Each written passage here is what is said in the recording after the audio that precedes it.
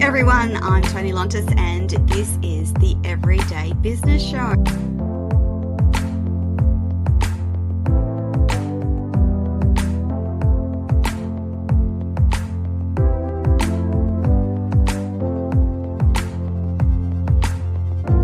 I'm going to do it to the best of my ability, because if I fail, that means I fail for my entire female nation, I call it. Is that possible? That was the question for myself. And it is absolutely possible.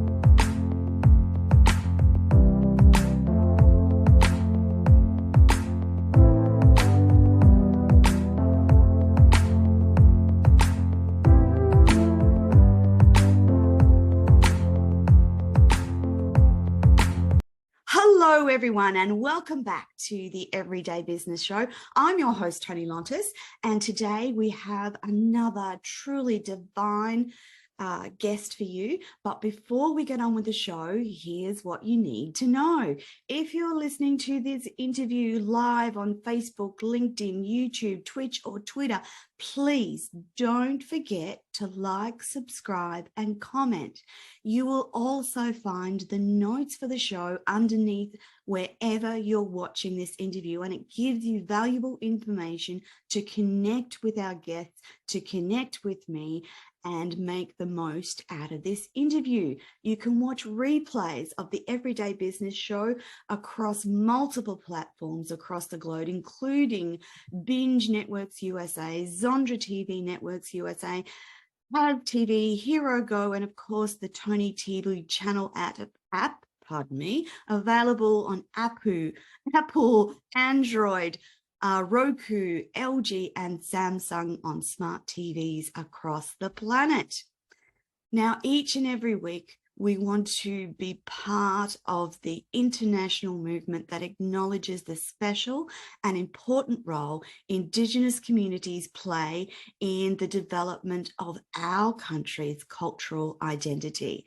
So today, I want to acknowledge the people of the Yugambeh language region on the Gold Coast, Queensland, Australia, the traditional owners of the land on which we meet and broadcast, and pay my respects to the elders past and present, and to all Aboriginal Torres Strait Islanders people watching here today.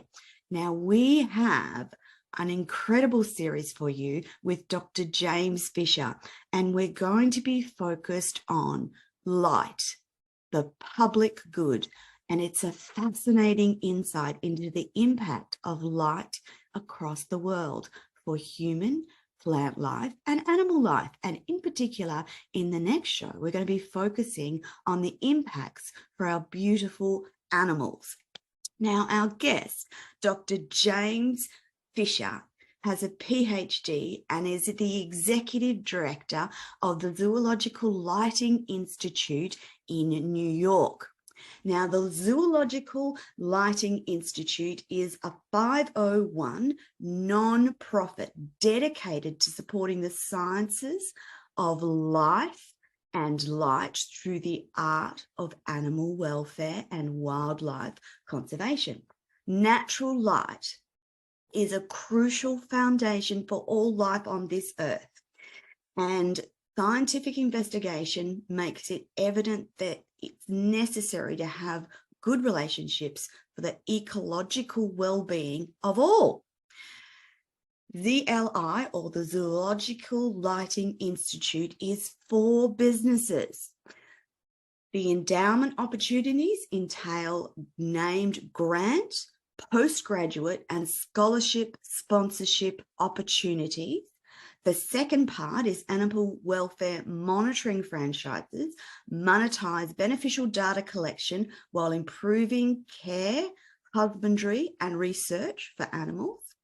The third is the animal welfare design and education, and it's advancing the discussion around animal welfare orientated approaches to design, planning, and pursuing sustainable conservation, one animal at a time. And you'll hear from Dr. James that his background is in architecture, and it's a fascinating discussion to go from architecture to lighting and animals, but we'll discuss that later. And last but not least, ZLI pursues inclusion, diversity, engagement, and access programming related to ZLI campaigns and in partnership with photo diversity films. That we'll save for the third show. Now, the campaigns underscore the importance of applied photobiology. Now, that might not be a word that you hear in your everyday language, but photobiology is really important, and you're about to see why. The campaigns that Dr. James established take cues from different animals to highlight the importance of SDGs to work upon. ZLI's Beached campaign, for example, interprets the extreme adaptability of creation. I've said that wrong. Senses to encourage dialogue capable of overcoming anti-Asian hate. Now, that's in relation to whaling and fishing campaigns. Now, there's other campaigns that address the mental health concerns related to environmental factors, specifically that of artificial light. Other campaigns related to healthy aging, food security, reproductive health, and migration trafficking are all part of ZLI's portfolio. I am absolutely delighted to welcome Dr. James Fischer to the show today. Good morning, James. Good evening, James. I'll say good morning. Good morning. But it's thank you very much. And I know it's a mouthful. You know, there's a lot that we've sort of packed into a small organization. So yes. I really appreciate the thank you very much for the introduction like that. Now, James, we want to talk about all things animal zoology light. So there's a lot of things that we need to cover. And I thought that I'd start the show by one of your favorite quotes, which is, "We are beings of light," by Fritz Popp. Why do you like this quote, James? I think it because it gets to basics. When Fritz Popp, when he's saying we are beings of light, he means it in a very physical sense. If you think of like fundamental physical forces, right? There's gravity, you know, there's strong and weak nuclear forces, and then there's electromagnetic radiation, and that's where light fits. It is light, you know, that's basically light. So when we think about how living organisms occupy the earth, how they grow, how they develop, how they maintain, it's really an operation of light, on light.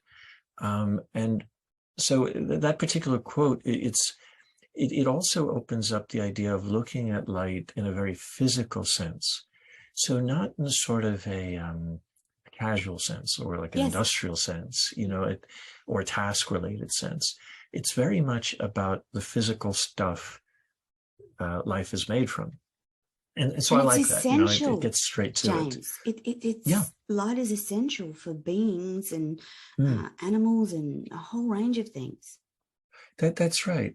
You know, from the time when we're little kids, you know, we're taught about photosynthesis, right? Yes. But it's so much more than that in school. In school, you know, but it's so much more than that, though. The more that we start investigating light, the more you realize it actually takes the place of a hormone in visual processes. And it's really an extension of individuals. And of course, it's overlaid with other individuals and other, you know, but it has this importance that I don't think is really appreciated as much as it's necessary. So, you know, there's a lot to talk about, you know, in you know, how we got to this point. But really that quote, you know, we are beings of light, it's something we can always come back to as a very basic physical awareness. That then allows for other kinds of decisions to be made, you know, based on what we want to do with that. James, your background is in architecture, and now you have this amazing not-for-profit. I'm curious about the transition from your professional architectural life into this amazing not-for-profit that you created. And I understand that it began in 2010. Can you take us on that journey? I can. 2010, that was really sort of like the last transition for me, I think. Before I became an architect, I had studied physics and, at Wesleyan, in Connecticut. And, I wasn't a very good student, I don't think, looking back on it. But I did have a good hands-on feel for optics and electronics. The way my education worked, if I could work with my hands, I would. Yes. And I got into architecture after that. But, physics studies was such a struggle that when I got into architecture, I was at a place called the Lighting Research Center. But the vocabulary and the concepts used to talk about light were completely different from what I had struggled to get to as a physics student. And what that meant for me is that, there was something that was off right away. But, you want to be a good student, you want to become an architect, you sort of go along with it. But after, becoming an adult and really more mature as an adult and working on projects and trying to decide what was important, the differences that I was kind of accepting as an architectural lighting designer, it didn't make sense to maintain it anymore. So the Zoological Lighting Institute was really an attempt to say, well, what if we took the physics of light seriously and didn't make concessions? What would we get? And, so started looking at things like photons, photon density counts, fields, in terms of how they combine in fields and how that relates to biology, and then how biology relates to things like your mental state, and there was a sequence there. And it was really just a question of being honest, with not accepting sort of that concession that I felt like that I was doing. And many lighting designers and architects will, they have their own ways around concession making. They'll work in a very experiential way. So I worked with this wonderful lighting design firm. It's called L'Observatoire. Hervé Descott was the owner there, and I wasn't there very long, but he had a very good approach of just testing things and using things, and very hands-on way of looking at light, and that was great. I think that was really the best of many options, as terms of an approach. That being said, it doesn't really help when you start to think about like the public good, if you want to ground that in biological or physical reality. You have theatrical advancements, if I could say that, that you would get from an experiential point of view. But that biological approach, that if you want to make a decision about how do I develop the landscape with people of all sorts of different backgrounds, how do I get into a situation where I want to care for an animal that I cannot possibly get into its mind? Then you start thinking, well, what is the biology? What is the physics of light and the photobiology, which is basically just, light and life. How can I start to think about what's going on in this physical sense so I can improve my decision making? So the Zoological Lighting Institute, it actually, there was a thing called Zoological Lighting Services before that. I worked in zoos, aquariums, like trying to, as a lighting designer, in the way that L'Observatoire would work. And, but it wasn't enough, because there was always that answering to industry and always that answering to clients, and not really getting into saying, well, what's really going on? And how do I improve the basis for making decisions other than the authority of the contract? So that's how ZLI really got its start. We looked at nonprofit. So you could have more impact.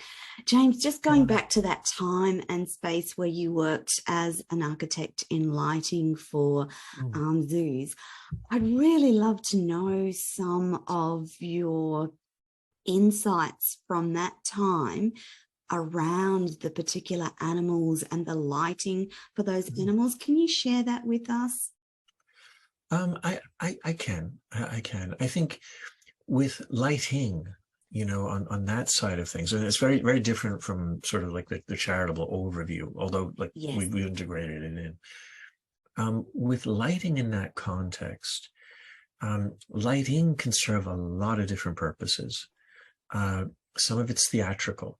You know, there's almost like a stage set. You know, an animal will be on stage and it's what you want to show it. So it'll have bright lights put onto it, right? In other instances, you'll have the lighting itself serve as almost like an icon. So if you think like holiday lighting at zoos, right? It's the lighting that's important. Nothing else about the zoo, right? Nothing else but the animals.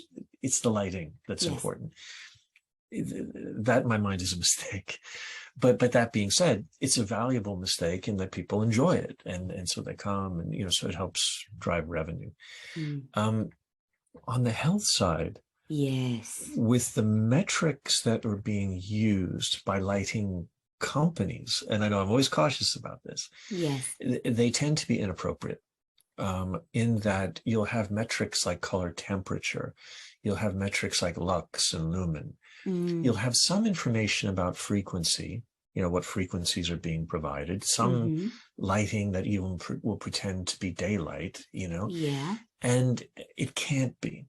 You know, if you think about what daylight is in a natural environment outside, any artificial replication of that is going to be static. It's not it. It's going to have a fall off pattern, you know, with high intensity near the lamp and falling off to the square in the distance, right? And that produces a gradient that you would never see in nature, you know. And so there are all sorts of ways it's different. Anyway, but that being said, lighting in zoos and aquariums and the pet trade, you know, it's all with good intent, you know, to remediate something that's wrong, right? You know, the animal's not in its natural habitat. Something has to be done. And you'll even see that in the wild too, you know, where you'll have things like sea turtle lighting, like sea turtle friendly lighting, right? Which, you know, best thing is just take it out, you know, and use something else. You know, there are, by using something else, I mean, well, can you do this with reflectors because cars have lights, or, you know, can you do it with, you know, contrast, visual contrast elements, so that the way the ambient light is picked up by materials provides all of the things the artificial lighting would do, and allow. So, are you talking for like, you know, white paint? Right into it. No, it's good. So you're talking about things like a white painted wall, for instance, would give some light versus the gradient light of that you talked about, where the light intensity is strongest, closest to the light source and goes out, whereas a flat white wall is a flat white wall, and the light from that is static. Well, it's a backdrop. No, well, one way to approach that idea of lighting in the environment, if you think that our eyes adjust, right? People's eyes adjust all the time, right? You know, if they're allowed to, and it's a big if. But if eyes are allowed to adjust, we can still see. Do you know? So what that would mean in terms of, say, a landscape. If I'm going to take an actual example. In the Everglades in the U.S. in Florida, right? It's impossible to run electrical wires through a lot of the swampland. Right? Definitely. So and because of, I'm assuming because of budgetary concerns, you don't have like solar lights and things like that, and I'm praying they don't go in for many reasons. But what you do have along the roads are reflectors, right? Yes, and those reflectors, if there's a car, you know, that's driving through, it lights them up. The lights off that, it's lit and it's perfectly safe and it works. In fact, it works much better. Because you don't produce dark spots with the electric lighting. You just allow the, you know, the reflectors to handle that. But so what I would say, you know, in terms of alternatives to artificial lighting, Mm. There are many, it depends what the artificial lighting is used for. Yes. But the alternatives would be looking at the visual contrast of materials, looking at division. In fact, even like in architectural lighting programs, I remember this very clearly from the 90s and in the early 2000s. And you always have lighting designers complaining about illuminance metrics being inadequate. You know, so if I go by code that says, you know, okay, this room is lit to so many foot candles, so they'll use these metrics, which actually, again, they don't make physical sense. And foot candles. Who uses foot candles anymore? Right. But and they don't actually. Oh, well, I know. I should see that's a very American thing, right? But you could say lux or lumen, right? Yeah. Or lux.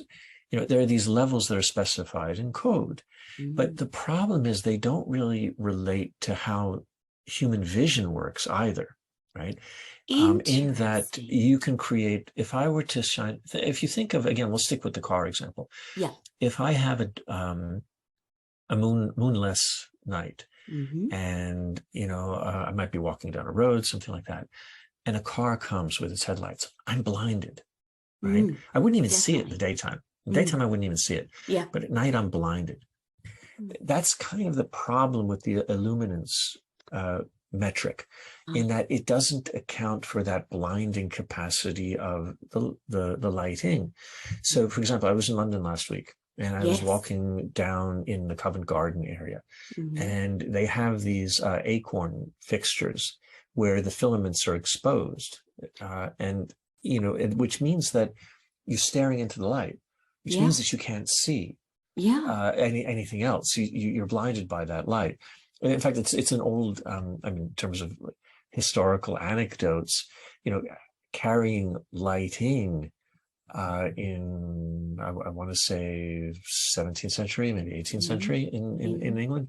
You know, the regulations was to carry lighting by the poor, so you could see where they were. People had to have lighting so you could see who was there, not so that someone could see their way around.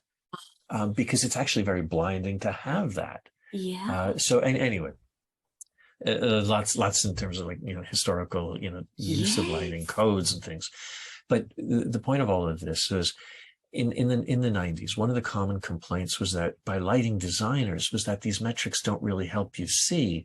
So the better designers, you know, they wouldn't do that. They would really want to do experimental things and see what luminance might be, these relationships between surfaces. And you know, a funny thing with artificial lighting, or with the bouncing of light around in space, right? You know, typically we'll talk about materials as reflecting light or, you know, transmitting light, like glass, right? Yes. But really what's happening physically is that those surfaces are absorbing that radiation.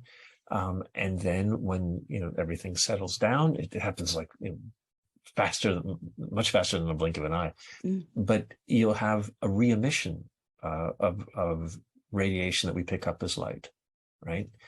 And so it's not the same light. So you can see here my little figurines, and there's reflections here. The light is reflecting onto the glass. Yes, but it's actually being re-emitted by the glass.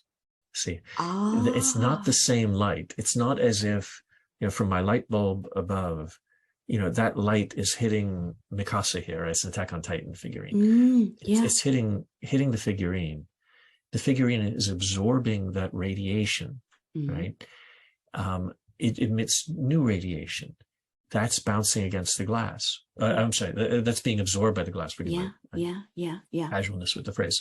That's being absorbed by the glass of the table. Yeah. And then that's being re-emitted, and it strikes my eye, and then with the receptors in the eye and the wiring behind all of that, it's being recomposed into an image in my head. But it's not as if the same radiation from there is illuminating me in that way. So, but that's the kind of casual way to talk about it. You know, the figurine is lit by the glass, and then I see it because I perceive that light that's coming there. Physically, it's much different from that. It's not even more complicated. It's just different. Which means, though, what all of that means is that as an architect, If I'm thinking about how light is manifest in space, right? Every single material is a lighting fixture, right?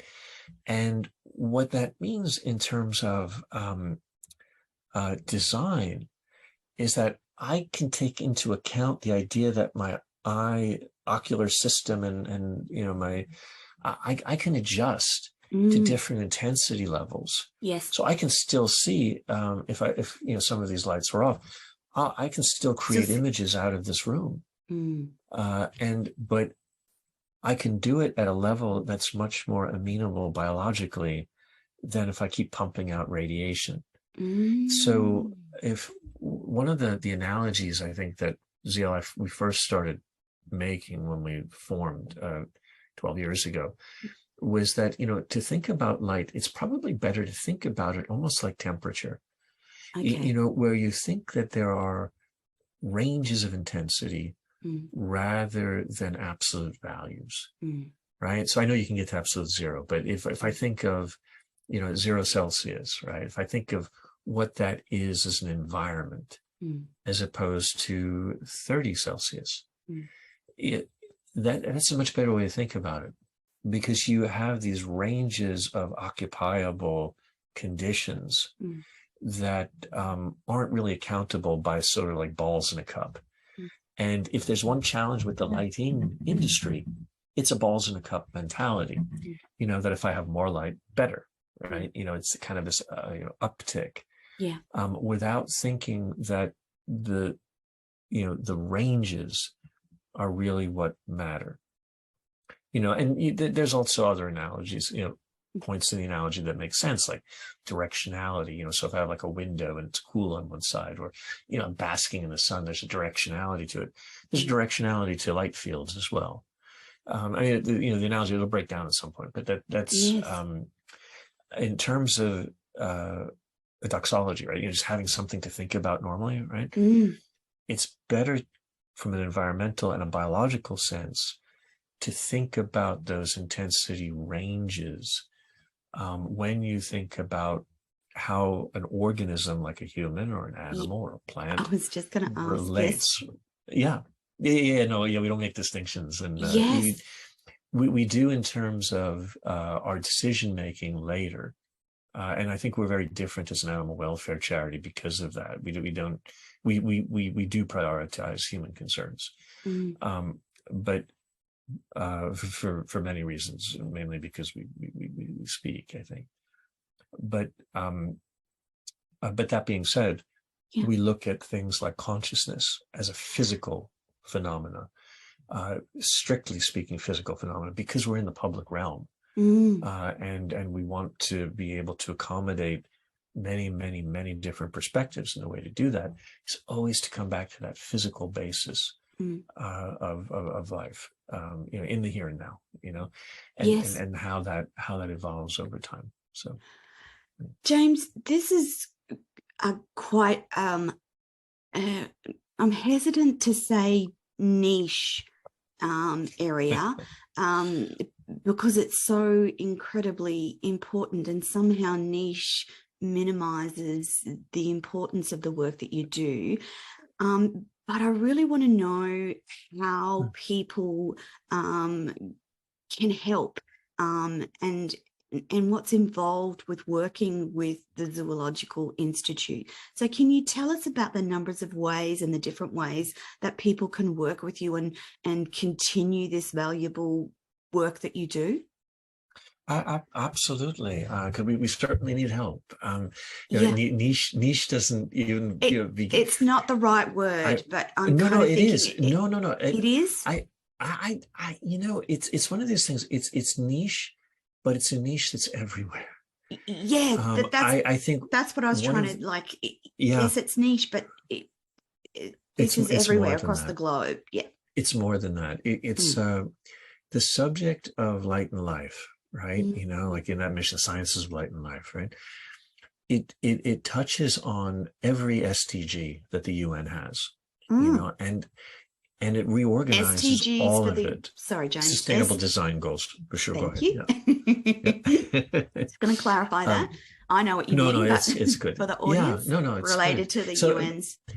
right. But basically, how light affects our lives. Mm. How design, how interacting with each other. So everything from poverty to race baiting to Definitely. to reproductive health, all of that. It all fits in with this light When you were talking category. about the way that in England the light was to shine and find where the poor people were, that's almost an early form of racial profiling using light to deter. Like, do you know what I mean? I do. I never thought of do it like that exactly. before. It's we for ZLI to make our mission isn't always that clear for folks when they first come into it. Yes. So we put together those campaigns that we have, ZLI campaigns. Yes. There's beach, there's paranoia, yes. There's insect apocalypse, healthy glow, what the yes. time, save a billion birds, right? There's a lot of them, right? Amazing names for campaigns, by the way. I wish I had gone into advertising like that. I wish I had done that because I would have so much fun, Yeah. But with the campaigns though, each one of them features some animal, so like insect apocalypse. I'll take that one for a minute. Yes. We were actually featured by the UN, actually, a paper that we did. With insect apocalypse. It's insects, right? Now, people may or may not be aware of the horrific decline of insect numbers around the globe, right? It's upwards of 75%. Yeah. In some areas. Generally about 60, in some areas 75. The problem with that is terrible, James. It is terrifying. Yes, that you would lose be insects, my you lose response. everything. Absolutely, yep. They are the building blocks of life. Yep. And so it's a huge challenge that isn't getting it.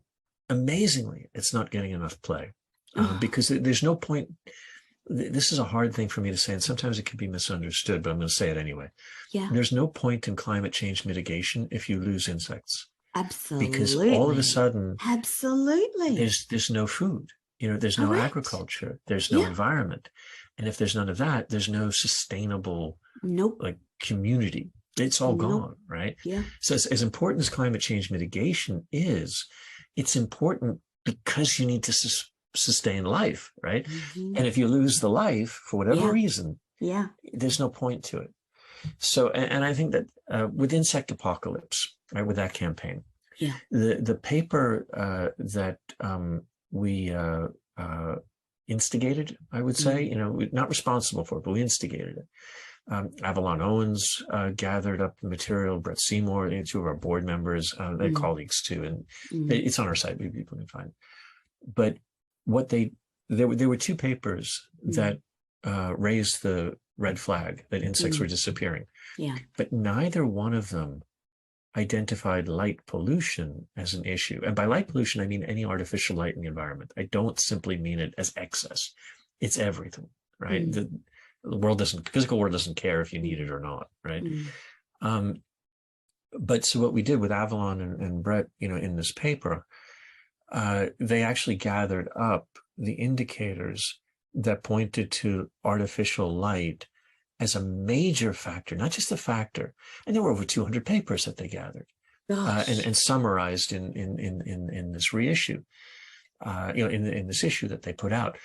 And there are many reasons why artificial lighting is a problem for insects. But if you think of any street light attracting, moths to a flame, right? If you think of that, you get an indication of why this is an issue, right? So anyway, with insect apocalypse, the idea was just that. It was to say, look, if you lose insects due to artificial lighting, right? You lose food production and food security. Yeah. You lose pollination. Yeah. You lose, but it's a food related issue that's comprehensible, really in an easy way. Yeah. Each of the campaigns focuses on something like that. So, for example, the Healthy Glow campaign Actually, I like this one quite a lot. It of all things, it has like sharks as its feature animal. Yes. But because they're very sensitive in their development to light conditions. Sharks are? Sharks are, yep. Oh. Every animal is. I'll say this. Yeah. We have. But you don't think of sharks having a sensitivity to light? No. It's where they lay is at a certain optical depth. Where they breed, certain optical depth. Yes. How they spend their time in being developing sharks and growing, being sharks, growing. All of these have very specific optical depths.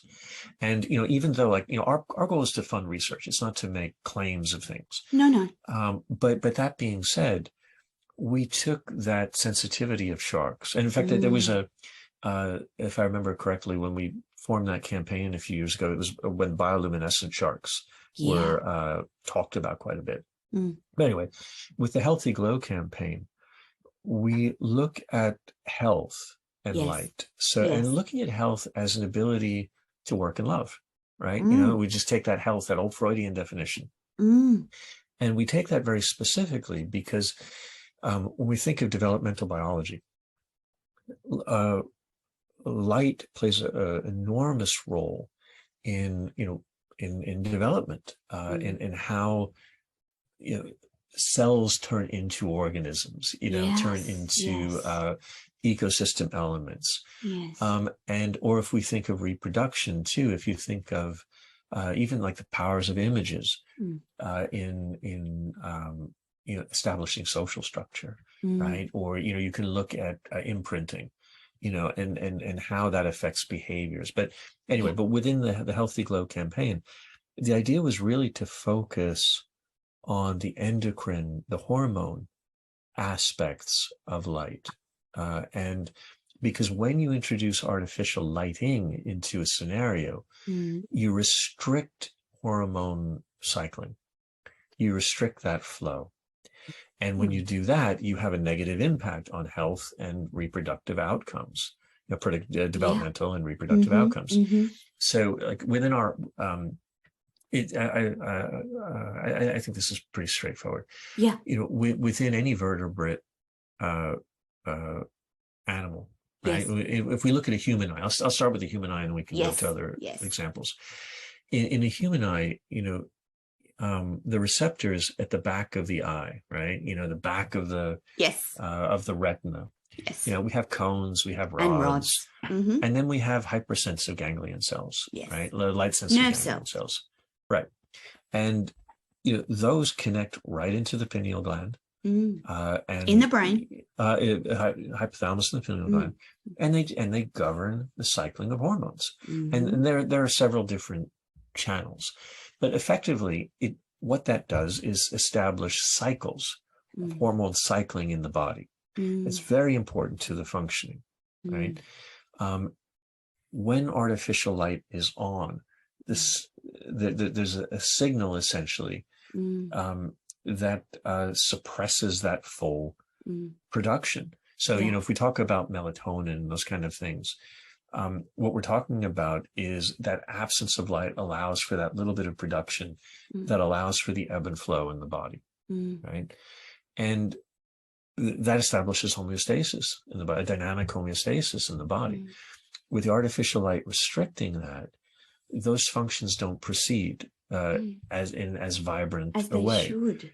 So you end up with greater onset of diabetes. We'll say some of the Harvard medical studies, right? Incredible. You have higher rates of diabetes, you have anxiety, you have slower wound repair, blood disorders. There are all sorts of physiological changes simply because of that relationship. Not even thinking about like the what's seen and how hormones play a role in conscious functioning, which they do, but not even looking at the rods and cones for a second, just looking at those homeostatic potential. So anyway, short of all of that is, within the Healthy Glow campaign, the idea is to say, look, reproductive outcomes depend on natural light cycles. developmental, growth patterns, Yeah. wound repair, all of that, disease onset, depends on these natural light cycles. And so, at the end of the day, the campaign is to make that easy. Now, we had sharks because of that sensitivity, but also because of the role of shark fin soup in reproductive ceremonies, wedding ceremonies, things like that. Yeah. And as a way to open up this conversation into alternative forms of medicine and how that, sits in an international context, thinking about, well, I have to deal with the lighting problem as well, in addition to looking at all of the traditional pharmaceuticals that are typically dismissed, as being, somehow barbaric, which you hear that all the time. Whereas what we're trying to say, well, look, but we have another issue here that's much bigger right now. It's all big. It's all big. Like we want to see an end to shark finning, right? Yes. But that being said, we want to be able to come to the table and say, look, there are many issues around this. There's a problem with wild populations and artificial lighting that's not, it hasn't even begun to be broached. Yes.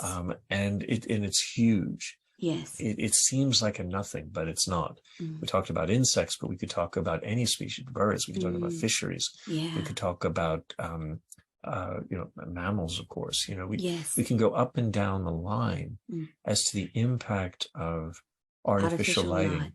Whether it's in the cities or in urban or suburban situations, it doesn't matter, because animals migrate. Yeah. If I'm in New York, right? Yes. And if I kill, there's some very direct things here. If I have my glass window, right, and it kills a migrating bird that spends part of its year in Brazil, I killed a Brazilian bird. Yes. Right. It just happens to be here at the moment. Yes. Right. And so my not screening that window, right, I'm culpable for that. Right. Yeah. So I kind of skipped over that question of what can people do, because we kind of let the conversation go. Some very simple things. Use less artificial light. If there's something that can be done in place of the artificial light and achieved by you don't need the company level. If there's a way to achieve your goal without emitting radiation into the environment, right? Do that. Or with something like a glass window. If there's another treatment that can be done, like screens, it doesn't have to be. One of my pet peeves, and again, with sort of like window manufacturers, I'll say, there are some very good intentions, I think, to produce bird-friendly glass, what they call, right? Yes. It might, now over 1 billion, just to put this in context, we have a Save 1 Billion Birds campaign, right? Yes, I know. Right. Yes. No, sure, right. But we, the name of that campaign came from the 1 billion or so estimated birds killed in the US by glass every year, right? So Save 1 Billion Birds annually, right? Annually, right? But the thing is, with the bird-friendly glazing, it's not an absolute solution. It maybe cuts the numbers down by 30%. So it's only part of the solution. There are other things that need to happen to protect those birds. There are better ways to do it. A better way to do it was simply screening it. See, there's a big rush to keep the glass, right, exposed. Yes. And just say, well, that's the best we can do. Whereas there are already solutions that are cheap, and easy to accomplish by like screening. You could put advertising film on a window, all sorts of, as long as it's on the exterior surface. You can do all sorts of things. But there's a clinging to that established practice, that I need this. See, as an architect, I think maybe I went to too experimental a school. I was going to circle back and say, from an architect's perspective, what would you do for windows? I wouldn't use them. I mean, I would use. So you wouldn't Screens. I would use screens. I would use layers. I would use alternative materials. I would use top lighting. So you would just use a anything, screen with the glass behind the screen. You could do that. Layered facades. Morphosis is this great Los Angeles firm that built a whole career. They didn't do it for the birds, I don't think. But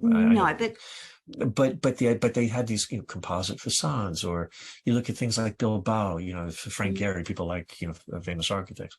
There's so many different ways to look at the dividing line between inside and outside, right? Yeah. And so many ways to accomplish it. Yes. That knee-jerk reaction of installing a window, right? It's wrong. Yeah. I don't know how else I can say it. No. It's wrong because it kills birds. I was just going to say, and it actually, having this conversation causes me to think in a different way. I'm just one person. If we could get hundreds of thousands of people to think about windows, for instance, that's one thing. Yeah. We start to make an impact, huge. and that leads into that whole climate change scenario as well. So effectively, having a conversation about light is in a roundabout way the same conversation as climate change, in terms of if you think about what you do in terms of windows, materials, the production of the glass. And if you think about it in terms of climate change, if you think about it in terms of light, if you think about it in terms of our animals, etc., it brings a whole new awareness and thinking about that window in that new house, doesn't it? I absolutely. And I think, our architects, if they get they have great solutions. They can. Yeah. If they're encouraged to. Yeah. Because there is an expectation among a lot of architects of what the client will accept. Right. So it really does have to come from clients. As much as I would love to say, I was a council member from, the Royal Institute of British Architects for all these years and whatnot. But that being said, leadership has to come, from that development side, where we have one of our segments, right? We have the ZLI endowments, so we fund scholarships, right? Yes. We need people to fund those, right? So if any businesses want to have a named scholarship that encourage people to study these areas. That's right. Yeah. Right. There's the endowments, the ZALA, these animal welfare stations, we monitor it, and that's a way for risk management. And then I'm not going to talk about the films today because I'm going to launch off into that if I do. But we have this AWASH, the AWASH design. It's animal welfare architectural studio hosting, but it's an animal welfare approach to sustainable design. Yeah. That's the point I want to make sure we get across. Yes. The idea is to look at, if I go backwards from climate change, you look backwards from sustainability, and you say, well, wait, what are we sustaining? Well, we're sustaining life, right? It's ecosystems and biodiversity. So Ken Yang, one of our board members, I just saw him last week in Cambridge. Now, Ken is really the leading figure in biotic sustainability. How do you preserve living systems, right, in architecture? That really qualifies sustainability. We would go one step further with ZLI and say, if we want to address biotic sustainability, we want to do it one by one. Right. It's the same way you solve poverty. Right. If somebody says, how do you fix poverty? Well, one by one, you take care of one by one people, right? Because we're only one person each. Right. But that being said, the idea of an animal welfare oriented sustainability, it's to think about these decisions, whether it's design or care, development, fashion, product, it doesn't matter. You want to think about what that individual animal is on its own terms, right? So, for example, like a firefly has a very different relationship to its environment than, say, a bear does. Right? They're very different. Yes. And how you make decisions design-wise would change if you were thinking of how do I preserve this firefly habitat as opposed to how do I preserve this bear habitat, or how do I preserve so the decisions that you end up making are different, but they're more effective. Now, granted, there is a level of decision making where you say, I can't look at everything. No. I have to kind of, right. So I have to, at some point, I have to come back to that mantra, natural light comes first, right? Habit, that kind of generic habitat comes first. But I still want to be able to come through and say, this particular animal has this particular relationship with my work, right? And so when you think about birds, right, in particular, and it's actually going to be different for different species of birds too. Yes. And different, and different social groups of birds. And there's all sorts of things that you can narrow that down to. But in a very basic level, I know as an architect, see, if I was just thinking climate change mitigation, right, I could create a LEED is an accreditation, private accreditation system here in the US that a lot of people picked up on. If I were to do a LEED platinum building, I could do it all out of glass, right? Provided I hit my boxes and other things. One of my first projects, my encounters with LEED was actually being asked to design, as part of a class, being asked to design a LEED platinum building next to a wetland, right? And I refused. I actually walked out of the class because I said, if you do this, you're going to kill birds. And if you kill birds, there's no point in reducing the cost of energy on this project or even the carbon emissions. So, so thinking about an animal welfare and AWASH approach to designing a building, it's thinking about those relationships. So I would think, well, how do I do daylighting without using bird killing glass, right? How do I provide nesting? How do I provide, planting, all of that sort of thing too?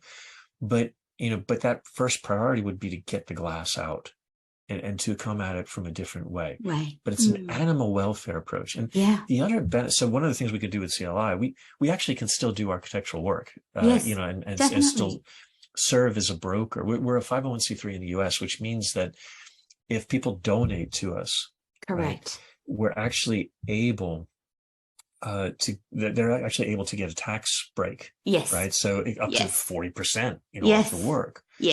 Or off the cost. If they engage us to broker the design.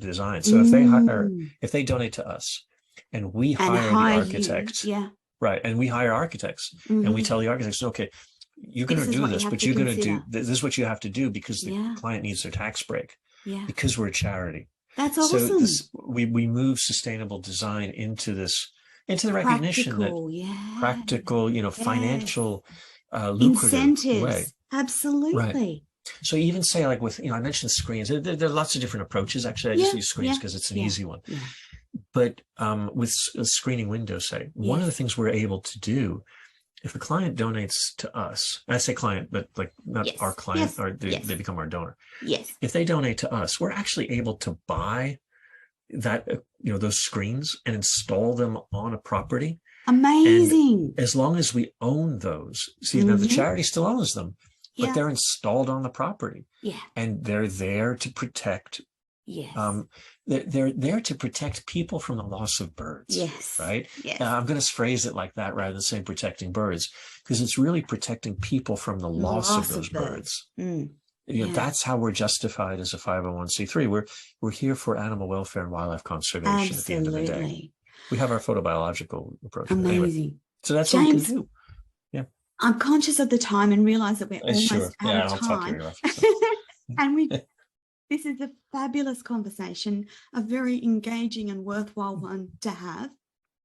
Just quickly, what's the best way to connect with you and have a conversation, make a donation, become a sponsor, or become involved in the work that you do? What's the simplest way for people to connect? And we will have all of your contact details attached to this interview wherever you're watching it. But James, what's the best way? Is it email? How do you like to connect with people? Email is wonderful. I'm always available on LinkedIn. That connection is there. I think, how people can get involved, the zoolighting.org site very easy to make donations there. Yes, it is. And we do need donations to fund the science. Right? You do. For sponsorships, that can be done on the site too, but fantastic. We like to actually talk to people, Yes. So with that, I would say an email is probably the best. Start with an email and introduce right. You can yourself either to my James, own or to the general one. Yep. Yeah, absolutely. And then have a conversation, because we need to be doing these things now, James. We need to be working actively on all of these things, or our grandchildren will not inherit the world in a very good state. Yeah. But I would say, going through the website, and even for the architectural work or the monitoring stations, which I know we didn't talk too much about that, but maybe next yes. time, I guess, yes. when we look at that. But really getting in touch, through the website, but my own direct email is good. Yeah. The admin site is good too, because we've got a director of the new UK society for us. Yes. Jack Merrifield. Yeah. So, he's another good person to get in touch with, directly for a quick response. Fantastic. And we're doing an event in San Francisco in the spring, in June. We need sponsors for that. Let's talk about that more. Let's talk about that more next week as well. Dr. James Fischer, thank you so much for your insights, experience, and your wonderful words today. I look forward to our next show next week, which will go out live. Dr. James Fischer, thank you so much. And that, my friends, very much. Is your lot for this week. Please join us next week in an ongoing conversation with Dr. James Fischer around lighting and its impact on the world. Thank you for watching today, and bye for now.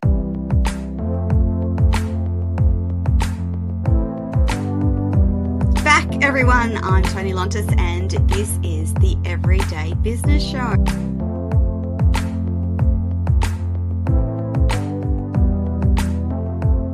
Is that possible? That was the question for myself. And it is absolutely possible.